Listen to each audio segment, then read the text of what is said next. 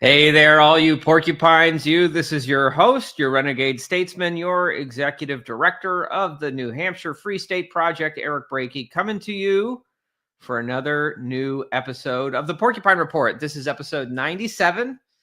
We are week by week. We're getting close to that big 100. Hoping to get a good guest lined up for that. Feels like on the 100th episode, you should do something cool. I got someone in mind. I need to remember to send him a message. So we'll see about that. But welcome to the show. I really appreciate everyone tuning in every single week, wherever you're enjoying the show, whether it's on the Free State Project's Facebook or X or YouTube or Spotify or on so many podcasting apps, whatever is your favorite. I just found out we're even on like Amazon Audible. We're all over the place. Wherever you like to watch or listen to the Porcupine Report, be sure to leave us a positive comment, a positive review, share with your friends, help us grow the audience, and we'll keep bringing you new episodes every single week, at least every week that we can. Before we get into things for today, let me tell you about our sponsors. Two sponsors. Our first sponsor, I'm going to enjoy a little sip from right now. And that is Porcupine Coffee Roasting. Porcupine Coffee Roasting is a private membership association right here in the Free State. They import specialty grade beans from all over the world, roast them right here, and ship them out right to you. Now, I got a little correction from them, a great correction, because I was just I don't know all the classifications of coffee. I'm not, I'm not the biggest coffee connoisseur, but I do know good coffee when I drink it. I had said previously this was premium beans, and I'm told, no. Premium is like there's actual like grades, and premium is not actually the best. Premium's premium. It's good, I guess. These are specialty grade beans. The best coffee beans. They import them from around the world. They roast them here in New Hampshire. They mail them out to you. And so wherever you are, even if you're not fortunate enough to live in the Free State, even if you're in godforsaken California, they can ship to you, and you can get a little of that Free State spirit to start your day in your cup. So go to their website, porcupinecoffeeroasting.com, and use our discount code PORKREPORT for 15% off of individual products. And a little bit of your purchase will go back to supporting this program.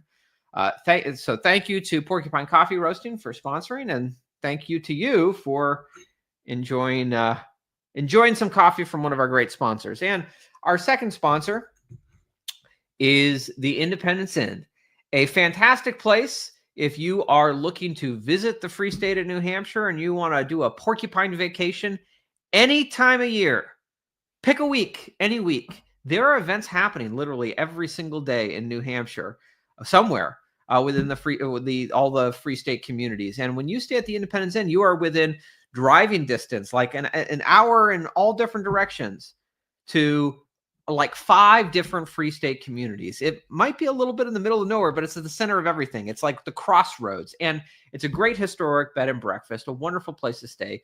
The food there is amazing, and when you connect there, you're connecting with people who understand the Free State movement and can point you in the right direction to maximize your porcupine vacation. So check out the Independence Inn at their website, nhindependenceinn.com. And when you tell them that the Free State Project sent you, you can get up to 50% off your stay.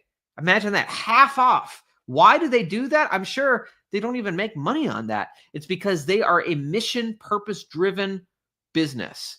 And their mission is to be a place where potential future Free Staters can come to stay while they visit and experience the Free State. So the Independence Inn, it's a great place to stay. So plan your visit. Thank you to our sponsors. A few announcements I want to tell you about, events that are coming up. In 1 week, February 3rd, we are celebrating our 10th annual Porcupine Day. This is basically our annual holiday in the Free State movement. It's the anniversary of 10 years ago when we reached 20,000 signers and triggered the move to New Hampshire. And in the 10 years since, and people were already starting to make the move before then, but in the 10 years since, thousands and thousands have made the move, and we're celebrating our history as a movement. So come out and join us. It's going to be in Bedford, and you can get tickets at fsp.org/porkday. And to our patrons, because I love our Porcupine patrons who make all this possible, we have a benefit for silver level patrons and higher. So those are patrons who give at least $50 a month or $500 a year, on top of other benefits that those patrons and higher level patrons qualify for. They get 2 complimentary tickets to Porcupine Day. So if that's you, reach out to me and we'll get you set up. All other patrons also get a nice little 10% off discount code, which was just earlier emailed out to everyone for them to get their tickets. So there are benefits to being a patron, and we hope to see everyone at Porcupine Day. And a month after Porcupine Day, things come hot and heavy for our events in the first half of the year. We have the 2026 New Hampshire Liberty Forum. Our theme is Build Freedom. We are booking more and more speakers all the time. We've announced speakers. Scott Horton is going to be one of our keynote speakers. I'm talking right now with a few different potential VIP keynote speakers for our Saturday dinner. We're looking to lock someone in shortly. We've got Jim Babka coming out and joining us. We've got the Free Stater majority leader in the New Hampshire House who will be speaking on how we build freedom at the State House. We got a lot of great speakers that are lined up, and you can learn all about it at nhlibertyforum.com. And while you're there, get your tickets. This is a weekend-long affair, March 5th through the 8th. And this is where you want to be. So come out and join us for that. nhlibertyforum.com. And to our gold level and higher patrons, those who give $100 a month or $1,000 a year, you are entitled to complimentary tickets to the New Hampshire Liberty Forum. So reach out and we'll get you set up for that. Everyone is always asking me every single day. Every single day I get a question about the Porcupine Freedom Festival. And all right, here's the skinny. We have a venue. I can't say it yet. The venue, we're really looking forward to it. It's a great venue. The problem is the city where it is giving us some pushback and being a little ridiculous. So this process is dragging out longer than we hoped. And I know people are looking to plan their summer vacations, then they want to know what's happening with PorcFest. So the best I can tell you right now is until we get this contract signed with this venue, just save the dates. These are the dates we are planning for. And I hope to be able to tell you when we are moving forward. So the dates are June 30th through July 5th. That is the week of Independence Day. We are planning a big PorcFest 1776 on the 250th anniversary of America's independence. It'll be the freest place on earth to celebrate freedom on the 250th, assuming we get this stuff worked out with the venue and the city and all of that. We are working very hard on it. Our producer, Jamie, is working very hard on it herself. So, and she's a saint, by the way. So, as soon as we have more news, you will have it. As soon as we can open ticket sales, we will open ticket sales. It's this whole venue change has thrown us for a loop this year, and we are working diligently to get everything in place. So, but we can't open things up until things are set in stone. So that's the skinny. More announcements. I just published a book. Very first book I've ever published. This is the early copy. I'm getting some of the author copies coming to me shortly. But it is the Liberty Candidates Practical Guide to Door Knocking, and it is available right now on Amazon.com. This is my system for door knocking for all people who would ever consider running for local office. So that could be for your state legislature or for a local race, or you support someone who is crazy enough to do that themselves. I was known as the master of door knocking in Maine. I built this system over multiple election cycles. And when I left politics and I left the Senate, I figured I should codify this and pass it on to the next generation of Liberty candidates and Liberty legislators. So that's what I'm doing. And you can get it for a steal. It's only $10 on Amazon.com. So, and all the proceeds from that come back to support the Free State Project. So you get some great knowledge from me. You get a nice little book. And and you support the FSP. So check out the book. There's already it's already starting to see people buy it on Amazon. So that's really nice. Other announcements, sign up for the email newsletter. If you're not getting it, you're missing it out. FSP.org. Get that newsletter. Right now we're sending the newsletter every Sunday.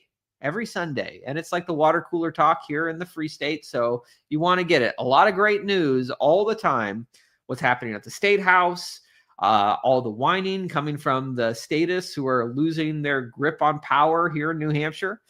So much events that are coming up, fun photos from the week of just things that are happening out about New Hampshire. It's a great newsletter. So sign up for it, fsp.org. And thank you to our patrons. Become a patron.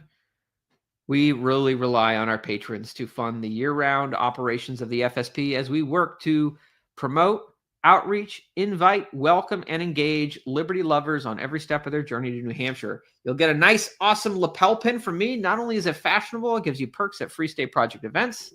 I'll send you a nice little handwritten thank you card, and you get all kinds of perks to go with it. So check it out, fsp.org/give. All donations are tax deductible. I guess that's it. Those are the announcements. Let's hop into the conversation today with a returning guest to our program. You know, I'm told, people tell me, when the legislature is in session, some of their favorite episodes of the Porcupine Report are when we get active legislators on to give us the inside scoop on what's happening, what's the skinny, what's going on in the arena in Concord. So we're going to be talking about that today with a returning guest, someone who is a Liberty legislator. I know he was at one point an active leader with the New Hampshire Liberty Alliance. Now he's in the legislature, taking on fights like repealing vehicle inspection mandates and so much more. He is Representative Michael Granger. Let's welcome him back to the Porcupine Report. Hi, how's it going? It's going all right. I will mention that Representative Granger is one of the first people to buy a copy of my book, so I'm a little grateful to him. And I believe I read an early draft of what later became that book, and I hope I don't spoil the book too much by saying one of the pieces of advice in there is absolutely fantastic, and it has to do with flags. And if you see a flag, you knock. But if you want to know what kind of flag you see, in order to knock on that door, you got to buy the book. If you see it, it's the first rule of door knocking. Now we won't give it all away. My first rule is stop at every American flag, even if they're not on your list, right? Oh, unless they've also got something in their yard, like a sign that says, "In this house, we believe," in a bunch of simplistic slogans that simplify complicated issues, but declare to the world that we think you are morally repugnant and an idiot. You can skip those houses. If that flag is upside down, don't go there. Yeah. Well, it's also nice. So I take my eldest son door knocking occasionally when I go door knocking, and his job is to find American flags now, and he loves it because he's like, "There's an American flag, there's an American flag," and then we go knock on their doors, and if they have an American flag, they're going to receive you well because they're patriotic and they like civics. So. Yeah, and sometimes they're conservative Democrats that you would have missed, but you could have a great conversation with, and sometimes you can win their vote. Yeah. So it's I don't know, it's been a good rule of thumb for me, and for everyone else, there's a lot more details to that rule. That's actually one of the longest rules in the book. You'll have to get the book. And Representative Granger overpaid for it, so he's I'm gonna have to like sign it for him or something. If you could do that, it will go on the special shelf with the signed books. So anyway, he made a nice donation to the FSP of $20. It's overpaying for the book, and I'm gonna. That's the fee I pay to not get Amazon involved because I don't buy from Amazon. So anyway, I appreciate it. How are things in Concord? Are they? I imagine it's going better this go around than 2 years ago. You got a much stronger majority to work with. We haven't started voting on bills on the House floor yet. We're still in that weird time when we're very hectic in committee. There was a vote on defend the guard the other week, wasn't there? That was a retained bill. So I don't want to bore your audience with details, but that was a bill from last year that didn't get pushed through until this year because they wanted to work on it over the summer. But those were only retained bills that were handled that day, and Senate bills that came back or something like that. But now we're in this time where all the new bills are in committee and we're not voting on them yet. And so basically, I'm at the State House. Like I think last week I was in there 3 days in a row, and like it's because, and I have a full-time job, right? Yeah. It's not like other states with real politicians who have to like, get paid for their work. No, we get paid $100 a year, and I'm at the State House at least part-time, and some people are there full-time. And so I should consider myself lucky, but yeah, it's been very hectic, and it kind of feels like you're a flywheel. And the only thing keeping you going is momentum, but it works out because it's a lot of fun. And you don't think about how much of a pain the whole thing is. You think about the reward at the end, because you know what happens on January 31st? What happens? We'll no longer be required to have stickers on our car. Aren't they trying to? I hope it's certainly doomed to fail, but isn't there some bill they're trying to like roll that back and restore the vehicle inspection mandate? What's going on with that? So that is HB 1560 to bring back the vehicle inspections, and that is being heard in the Transport Committee on Tuesday, and I'm going to be there that day. So I think here's my testimony. I have it prepared. Thank you, Mr. Chair and members of the committee. I oppose this bill. I hope you are surprised. I will not take questions. Thank you very much. And then I will leave. And I'm pretty sure that I don't think the committee is going to be doing anything kind to that bill. I don't think, because it passed out of committee fairly well, actually. Yeah. And actually, no, it was tied out of committee, but it passed on the floor with over 220 votes.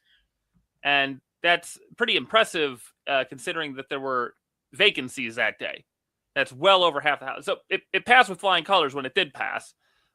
So I suspect that bill might not hit the floor as bringing back the vehicle inspections. They might mess with the language a little bit and make it do something else. Perhaps something to do with Gordon Darby.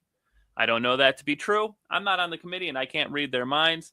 But is this the company that was pushing for this? Because there was some backstory. Yeah, I'll give you the backstory. I'll tell you all about it.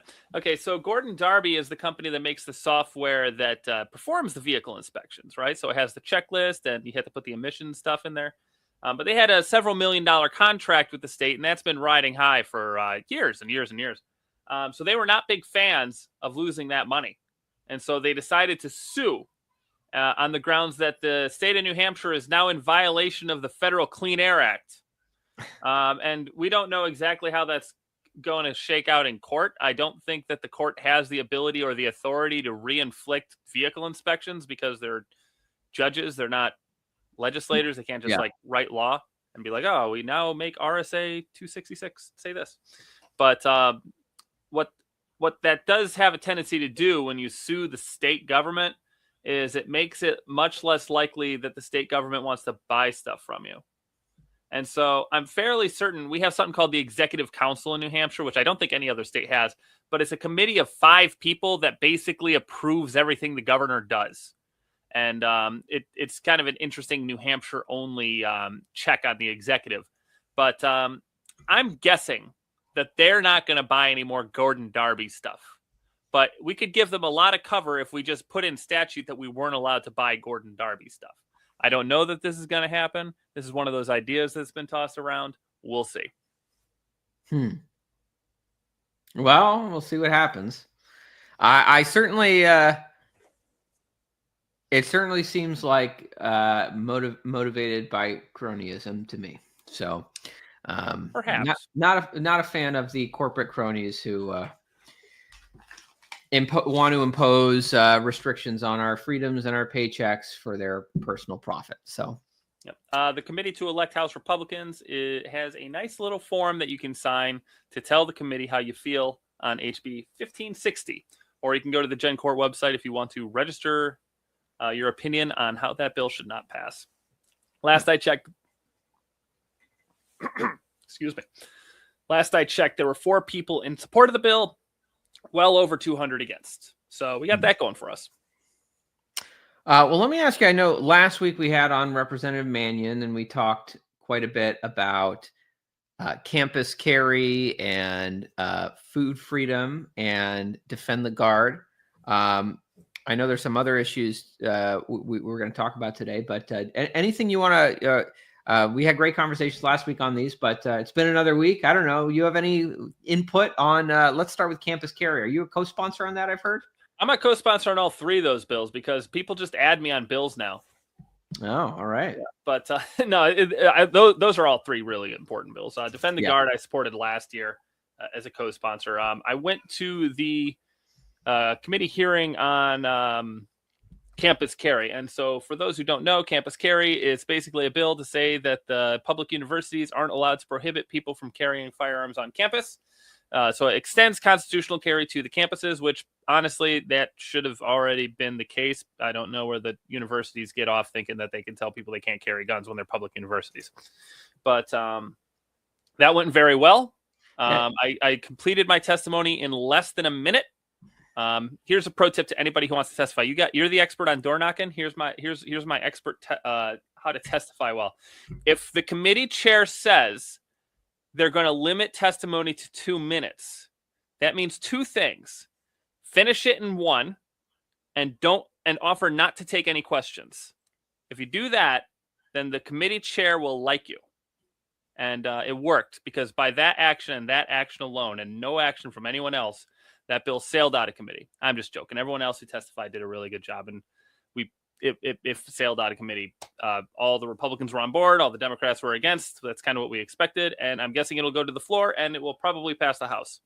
I'm not entirely sure what goes on the other side of the wall, on the Senate side of things. They do some weird stuff sometimes, but hopefully they'll support it as well. All right. Well, it'll be good to watch. I know. New Hampshire's already ranked like one of the best states. I don't think any state ranks better than New Hampshire when it comes to gun rights. We're looking for new things to do.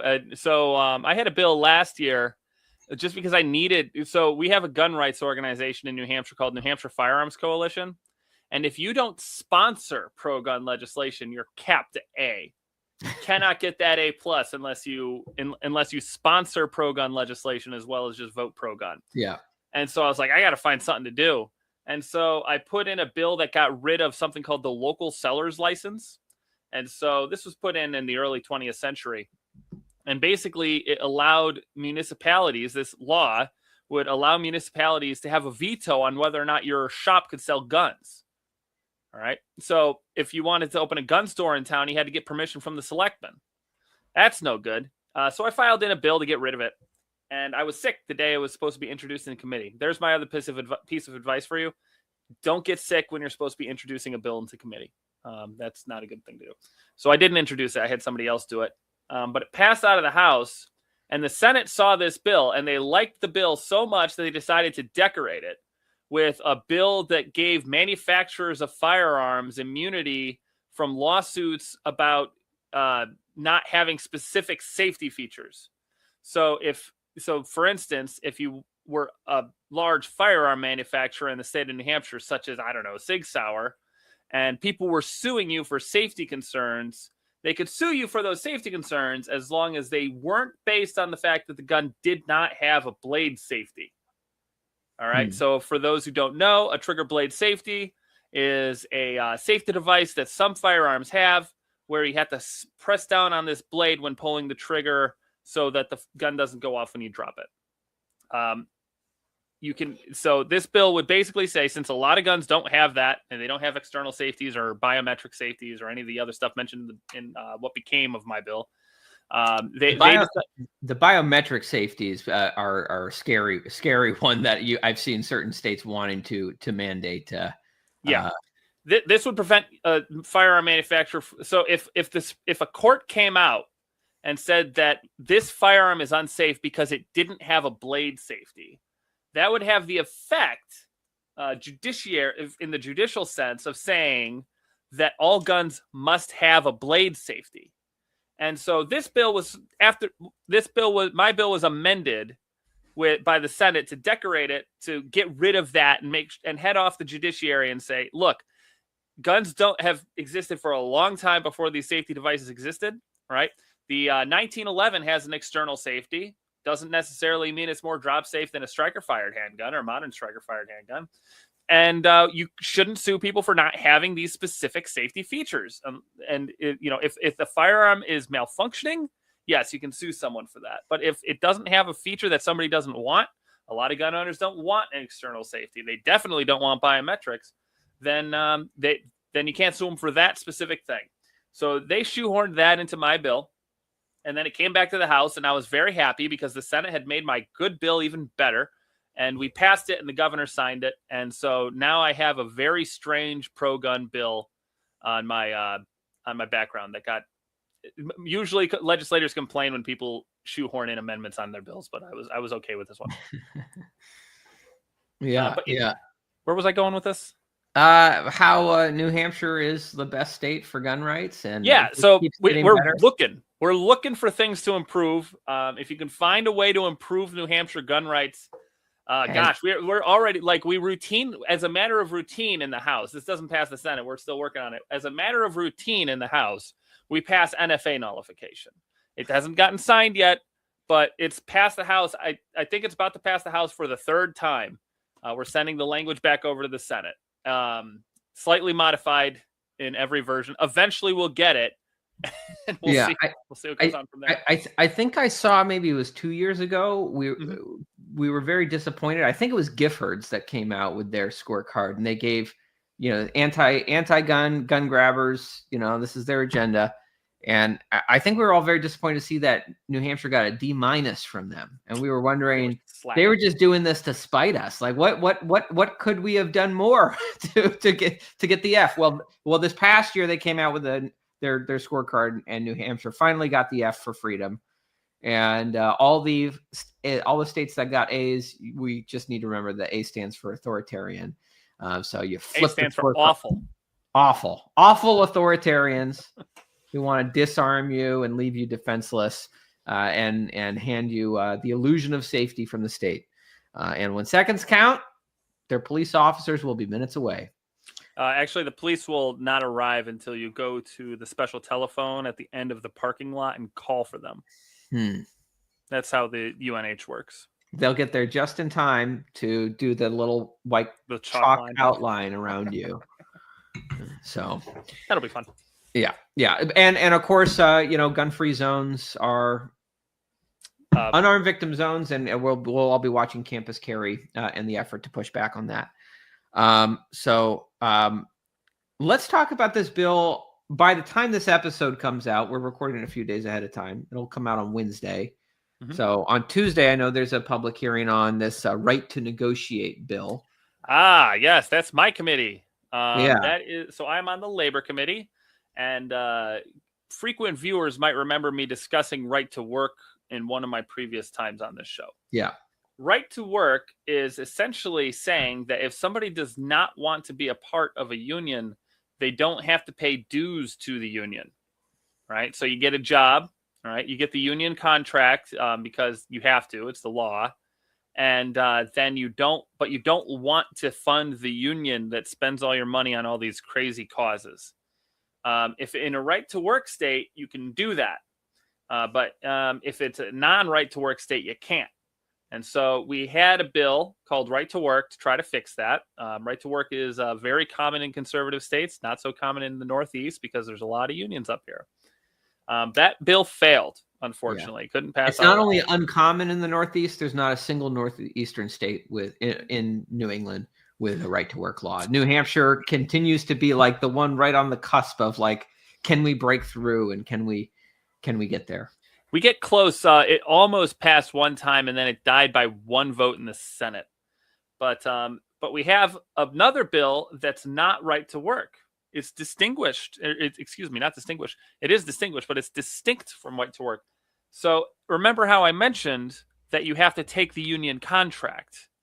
That's because unions they choose to have exclusive representation. And what that is, so there's two different types of unions, right? You can have ones that only negotiate on behalf of their members, but then there's something called exclusive representation. And exclusive representation means that everybody gets the union negotiated contract. They don't have their own individual contracts. Well, HB 1704 seeks to change that. So what it does is it basically says that if you are not a member of a union, you do not have to take the union contract. You can negotiate independently.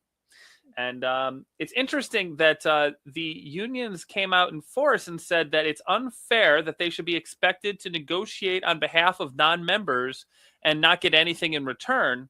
And then a bill comes along to make it so they no longer have to negotiate on behalf of non-members, and now they're flipping tables. I don't quite get it. It's almost as though they need hostages. Yeah, I have seen this myself in Maine. I was the bill sponsor. I think all 3 terms. I was the Senate bill sponsor on right to work. Thank you for your service. And, yeah, we never got nearly so close as New Hampshire, but it was strange to me, right? That exact argument. I would, the unions would send people up to kind of try to lobby us in the halls against right to work. And the thing that would always come up is the argument is like, well, right to work allows for free riders, people who are not paying union dues, who are nevertheless going to benefit from the union contract. And then I turn around and tell them, it's like, well, because a lot of these people, they're just kind of sent with talking points. They're not like the union bosses who are doing the big play. So I'll turn around and I talk to these people. It's like, well, so would you like it better if part of right to work there was also the union doesn't have to represent those people, and those people would have to negotiate for themselves and not benefit from the union negotiation? And inevitably people are like, yeah, that sounds right. That sounds fair. Oh, they're getting off script. No. The union organizers come over real quick and it's like, no. This is not what we want.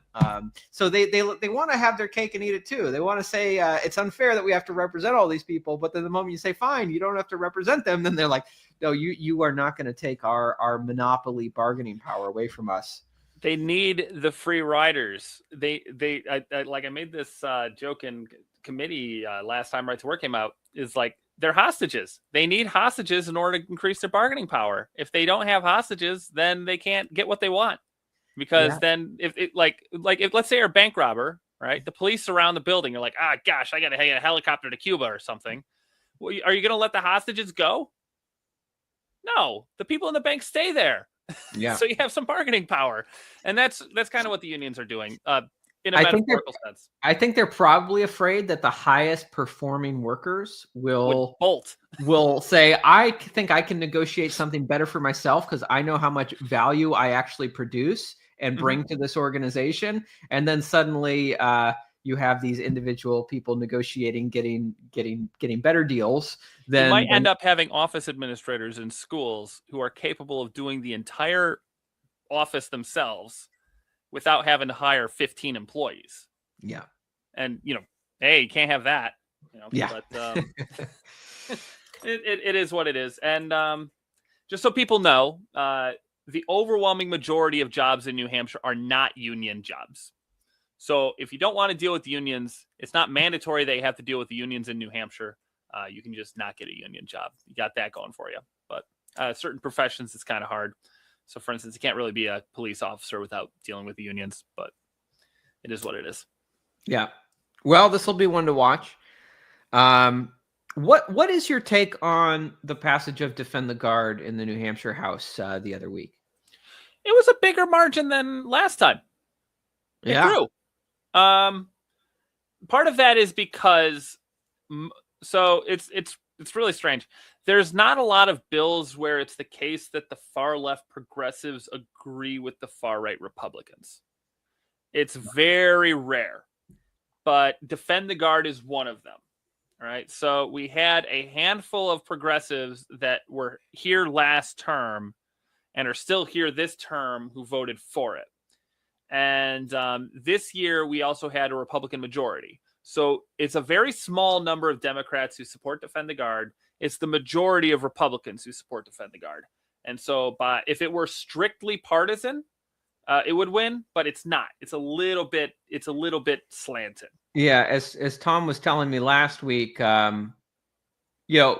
more Republican support than not, but this go around, it lost more Republican votes than last time. I would trust him on that. He knows the numbers better than I do. But picked up more Democrats this time to compensate, and I would imagine that has to do with the party registration of the current occupant of the White House. I imagine it probably does, because the thing is, like, so in the Biden regime, it's easy to sell a Republican as like, well, he's going to send your kids off to go fight in some war that doesn't benefit the United States, but instead benefits whoever. Yeah, Biden's got our troops in Syria in an undeclared war. What are they doing over there? We should bring them home. Yeah, and then it's like, Trump's got your troops over in an undeclared war in Syria. At least it's a Republican war, and it's like, and I will say this: people switch. I definitely prefer a Trump foreign policy over a Biden foreign policy. Let's not mince words here. Biden is directly responsible for the Ukraine war, and it's a miracle that we weren't sending troops over there. I mean, but Biden certainly is, but Trump contributed to it too when he was in. Yeah, he didn't help. At the same time, I do think that Trump is correct. So Trump makes the claim that it wouldn't have happened if he were in the White House. I think that he's probably right. I don't know. It's hard. It's hard to know. All I know, counterfactual. I was so happy when I was on the Republican National Platform Committee in 2016, and I opened up the proposed platform, and I was in dismay when I saw, like, what is this here? This language about sending weapons into Ukraine to kill Russians. Like, why would we put that in a Republican platform? What year was this? This was 2016. And I spoke up against it. I got voted down, but then a guy from the Trump campaign came over and said, actually, this is pretty bad language, and came with language to, like, soften it and remove language about sending lethal weapons, and we're just going to send aid. And of course, that became like part of the Steele dossier, evidence that Donald Trump was a agent of Vladimir Putin. Look, they don't want to send lethal weapons into Ukraine, which even Barack Obama didn't do. Didn't send weapons into Ukraine. But they pigeonholed Trump so much. They accused him so vociferously of being like a foreign agent of Russia that he had to pound his chest and show how not he was, that he sent weapons into Ukraine, into this civil war, and contributed to all of this. And so I guess I don't hold him totally accountable. I mean, I guess I do hold him. The buck stops with him. He's the commander in chief.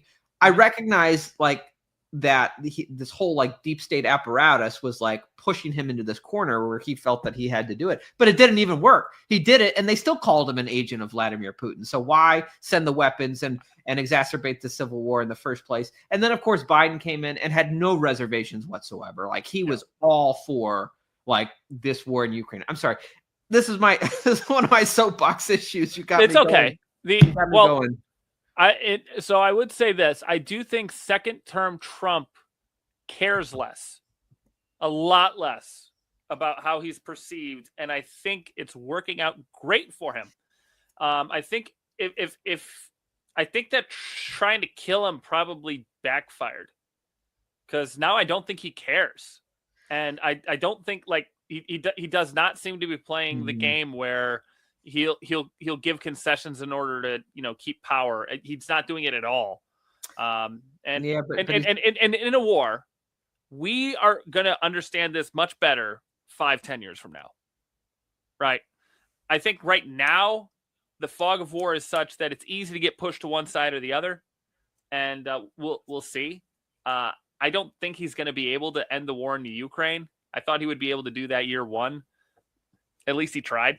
I mean, I think he did put a genuine effort in that. Until he's willing to just cut funding to the whole thing, it's not going to end. Like, anyway, I'll give him some props for trying, but I don't think he's been trying hard enough. And I've certainly been disappointed with him with Venezuela and Iran and all. There've been a lot. I don't like what he's doing with Iran.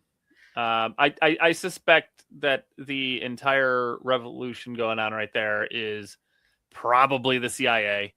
I don't have any direct evidence it's the CIA. I just assume this sort of thing is the CIA. And honestly, like, there's a lot of people dying over there. it's not the it's the yeah. What are you gonna do? So anyway, we veered off into a whole foreign policy tangent because that's anyway. But I guess the point is, no matter who the president is, Republican, Democrat, or even a wild card like Donald Trump, you never know, and you got to defend your guard. Yeah, because any president, if you don't deploy them, then that'd be good. At least then they have to declare a war because, and this is less. So it doesn't seem as though Trump is in favor of long-term occupations, right? No. I think he's a big fan of regime change, but like lately, recently, but he doesn't seem to be like the quagmires are awful. Yeah, right? I mean, the thing is, you never know when you start something when it's going to end in a quagmire. Turn into a quagmire. Yeah, you might say this is just going to be a limited one-time overseas contingency. And now, what little 3-day war? All right. Yeah, and then mission accomplished. Before you know it, you're holding the bag, you're holding the country, and you don't know what to do. I mean, I don't. I'm not a fan of quagmires, and the nice thing about Defend the Guard is, if you get involved in a quagmire, and if we pass it, and it gets signed, we don't have to deploy our National Guard to those quagmires without an actual declaration of war. And so, for the one of the worst things about Afghanistan was it was vague. What were we there for? I don't know. Yeah. What's our goal here? Yeah, without a declaration, there's no clear mission, and you have mission creep, and it just goes on because there's a lot of people making money on it. For the Sunnis or the Shia? What year is it? We switched a couple times. Well, in Iraq, we took out the secular government and a Shia, then the Iranians, Iranian-backed people. Shia majority country. The Shiites are aligned with the Iranians. We basically handed Iraq over to Iran. And Israel got mad at us. Yeah, and the Saudis too, and that's why we had to go into Syria and Yemen because the Saudis were mad at us because we gave Iranians. Middle East politics is. I'm so glad New Hampshire is not the Middle East. I couldn't tolerate that. Like, it's too complicated. What was really hard was like I felt like I had spent 2 decades kind of finally like understanding the complexities of and then it changes politics, and then suddenly we're in Eastern Europe. Oh yeah, now it's like I got to read a whole new Scott Horton book. Yeah. Jeez. Well, I'm glad he does all that work because honestly, I just don't find the Eastern Europeans interesting enough to study without Scott Horton writing the book about it. They're even less interesting than Western Europe, and Western Europe's pretty boring. And we'll look forward to hearing from Scott Horton all about defending the guard and practical ways to build freedom from the war machine at the New Hampshire Liberty Forum, which people should get their tickets at nhlibertyforum.com. What are some other things going on at the State House? We've got the food freedom sovereignty meat processing thing. There's a pickle bill. Yep, take your pick. I'll talk about food sovereignty. Okay. So right now, I'm gonna butcher this. The prime sponsor of that bill is the chair is Representative Judy Aaron, and she's the chair of the Environment and Agriculture Committee. And they have this problem in New Hampshire where if you want to raise a steer for the slaughter, you would have to find an FDA-approved inspection site. Or USDA. Yeah, USDA, that's it. And apparently the waiting list was like 2 years. And so you think about it, you have a calf, in 6 months it's ready, right? And so you have to plan 2 years ahead before you can have it slaughtered at an FDA-approved or USDA-approved slaughter site. That doesn't quite work. And so basically this is saying for intrastate commerce, so if you're selling to other New Hampshire people, and as long as it's not ground beef, you can just do it on your own. Right? You can do it on your own, label it appropriately, and you don't need to go to a USDA-approved inspection site or specific butcher. I was a fan of it because several years ago, I needed to fill my freezer. And I made a deal with a local pig farmer. And here was the deal. He would give me the pig. I would have to butcher it myself. And I would save a lot of money doing it this way. And he offered to help, right? So I just I do all the work, but he would help and we would do it together. But I was mostly in charge of doing all the work. And so that way, since I'm butchering it for myself, it's not a violation of any rules. He sold me a whole pig, right? You're butchering it for yourself with some help and maybe some guidance. Yeah. But you're ultimately in charge. Yes. And it was actually very interesting because day one was terrible because that was just skinning the pig. But then the next day was amazing because like I started slicing off the ribs and I was like, oh, this is where the bacon is. That's bacon. And I was super ecstatic. And that was the smiliest day I've ever had because I'm a big meat lover and I learned so much from the grocery store. Yeah. Well, these are the sort of things that you can do if you get friends with the Liberty community here in New Hampshire. You get deals like you can butcher your own pig, save a couple $100. You know. Yeah. Well, I know that this bottleneck of the USDA processors it's not a unique problem to New Hampshire. I know that this is a problem. I heard it all the time from small farms in Maine dealing with the same bottlenecks. I know seems like it's a problem in every single state. I know this is why Thomas Massey has been sponsoring on the federal level the Prime Act to try to remedy this and make it easier for kind of these direct sales between small farms and people buying directly from those farms. But there's obviously it's like for the USDA, like what incentive do they have to try to increase the supply to meet demand? They've got no incentive. They're a government agency. It's no skin off their nose if these small farms go out of business because there's just not enough meat processing, USDA approved meat processing. And it really just seems to have the effect of, I mean, I personally suspect it's intentionally so, of like shutting out the little guys. So it's all the big factory farms who just get to dominate and monopolize the industry. They become your only choice. Yeah, that's how. I mean, that would be my guess. I don't have any solid proof of that, but it seems to check out. I would say that we have this thing called the Interstate Commerce Clause, which you're undoubtedly familiar with. But if your listeners don't, it basically is a part of the Constitution that says that the federal government, is responsible for regulating interstate commerce. So things going from one state to another. And if it's intrastate commerce, then in theory, they don't regulate it, right? But in practice, they do because of, do you know the court case with the wheat? Yeah, Wicker versus Filburn. Yeah, that was so essentially this guy was raising wheat for his own farm, but the Supreme Court decided that since he was raising wheat and not participating in the market, he was affecting the wheat price, and therefore it was interstate commerce. Right. Or if I remember, he was growing wheat for his own consumption. He wasn't even selling it. Nope. And they said, because that replaces wheat that you would otherwise have purchased, yes. Therefore it's interstate commerce, and therefore the federal government can. You know what year that was, like roughly? I don't know. I think that was in the 1800s.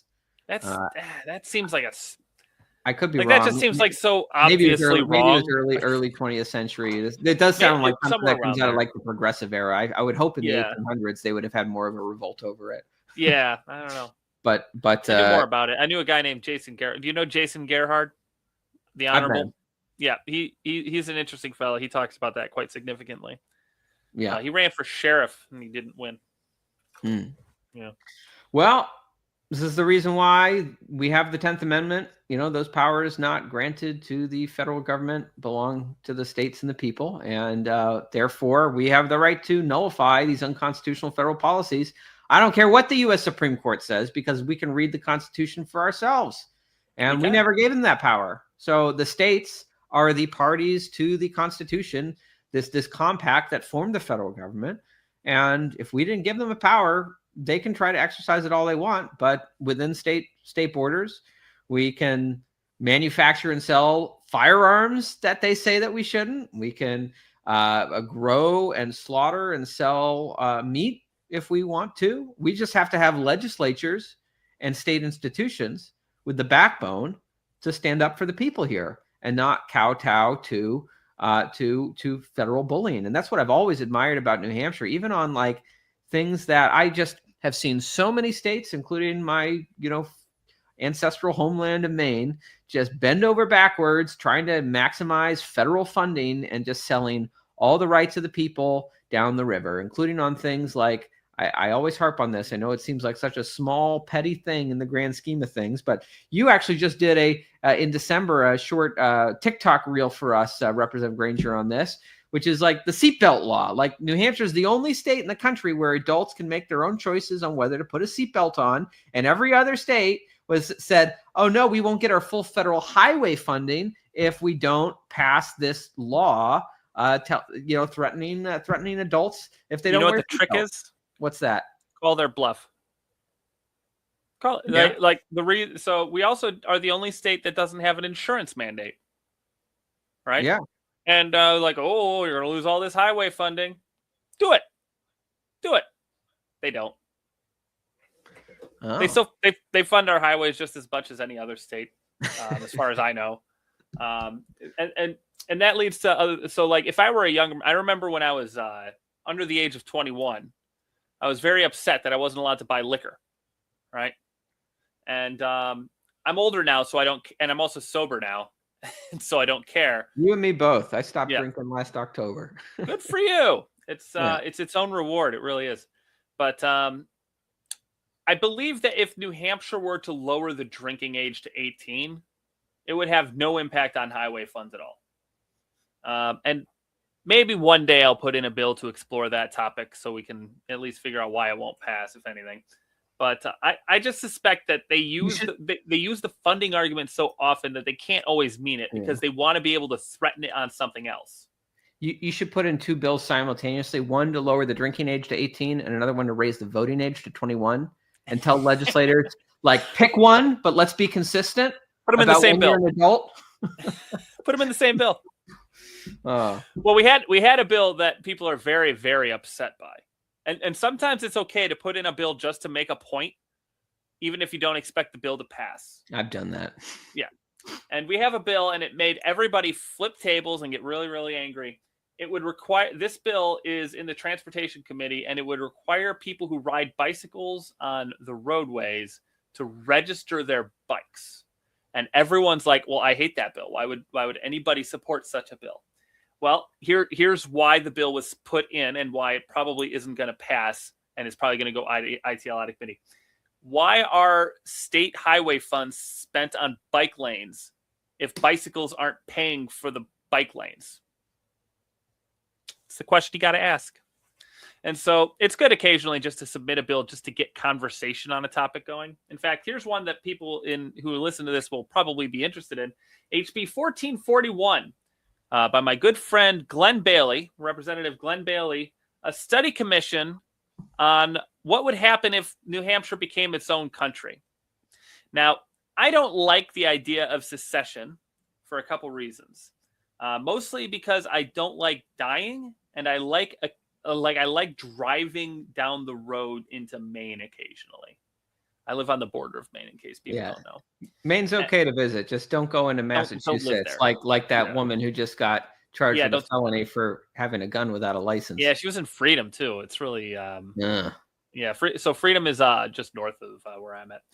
But so this was just a study commission, but Representative Keith Ammon, he's a great Liberty guy.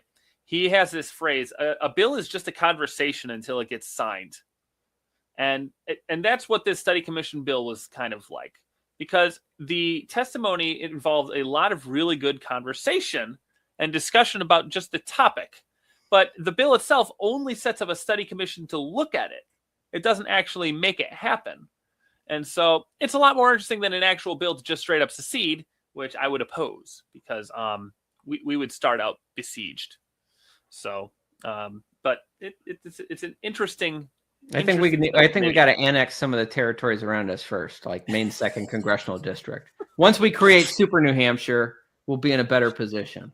There is actually is there what is it? Is it a resolution or it basically they're seeking to get that island in the Portsmouth Harbor.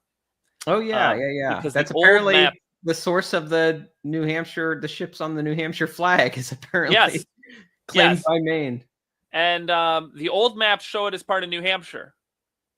And the people who work there want it to be part of New Hampshire because that's the Portsmouth Naval Shipyard, because they don't like paying Maine income taxes. Now, I'm not privy on the entire history here, but I will point out that I voted in favor of a resolution, kick my table, a resolution to make that part of New Hampshire that wouldn't be binding last year.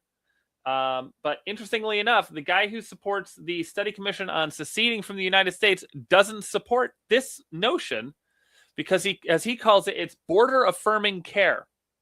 So you can quote me on that. That's what he calls it. Representative Glenn Bailey, who wants New Hampshire to become its own country, doesn't want this one island in the Portsmouth Harbor to be part of New Hampshire because he thinks it's border affirming care. So I would personally be willing to see New Hampshire release its claims to that in exchange for the 2nd District of Maine. Yeah. CD2 is kind of nice. They got a lot of huge and they got land.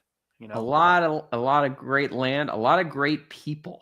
People who are freedom loving and would be great voting reinforcements against the Massachusetts influence. So I have a basic policy.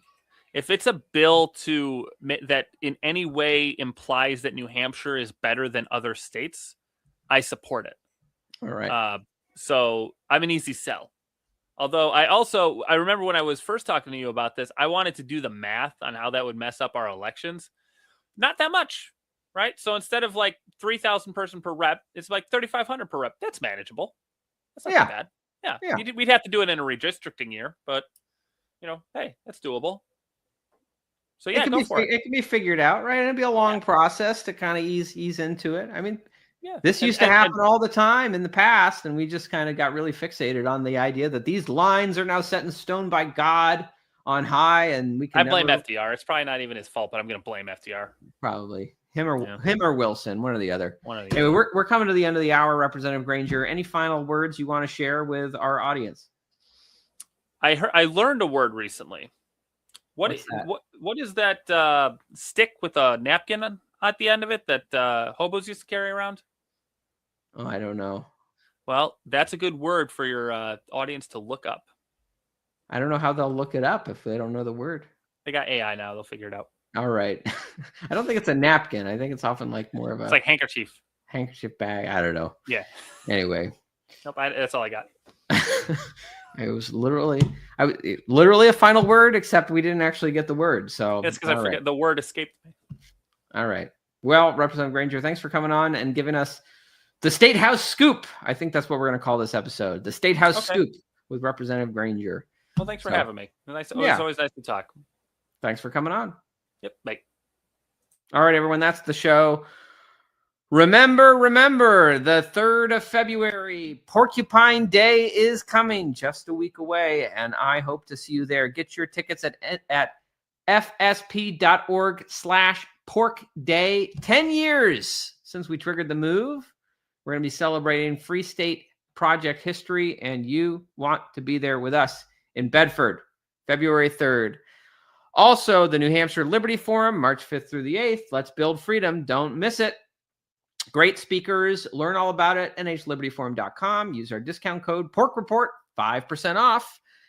And grab the book, The Liberty Candidate's Practical Guide to Door Knocking, on Amazon by me. Become a patron. Sign up for the newsletter. And PorkFest, I promise you, I will get you news as soon as we have it. And that's all. Furthermore, my opinion is the Federal Reserve should be destroyed.